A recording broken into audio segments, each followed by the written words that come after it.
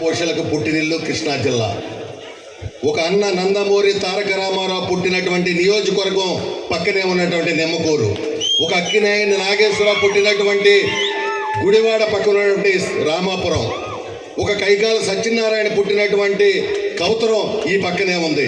ఒక శోభన్ బాబు పుట్టినటువంటి కృష్ణా జిల్లా ఈ జిల్లా. అదేవిధంగా ఒక చంద్రబాబు పుట్టినటువంటి పవిడొక్కల మండలం ఈ నియోజకవర్గంలో ఉంది.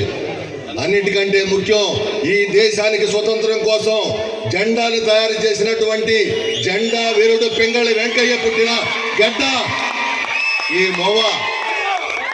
అలాంటి చరిత్ర ఉన్నటువంటి కృష్ణా జిల్లా.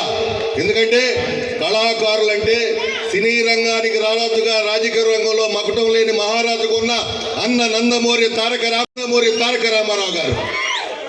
ఈ భూమి ఆకాశం ఉన్నంత కాలం గుర్తుండిపోయే కళాకారుడు ఎవరన్నా ఉన్నారంటే ఆయన నందమూరి తారక రామారావు గారిని కూడా మీ అందరికీ తెలియజేసుకుంటూ, ఈ రోజున జబర్దస్త్ టీంను కూడా రామోజీరావు గారు మహానుభావుడు పత్రికా రంగంలో నుంచి వచ్చి ఆయన మరి టీవీ ఇండస్ట్రీస్లోకి వచ్చి ఇంటి గడ్డ పెదపారిపూడి ఈ మీ అదృష్టం అని కూడా ఈ సందర్భంగా నేను తెలియజేసుకుంటూ, చాలా సంతోషం, చాలా చక్కగా కార్యక్రమాలు నిర్వహించారు.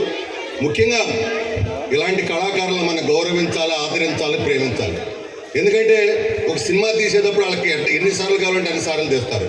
కానీ ఒక కళాకారుడు, ఇందాక మా తమ్ముడు సుధాకర్ని చూసాం, మరి గాలిపటాలు ఏ హీరోలు ఎగరేస్తారంటే ఎంతసేపు చేశాడంటే నిజంగా కళ అన్న కళామతల్ని ముద్దు పెట్టాలంటే మీరే.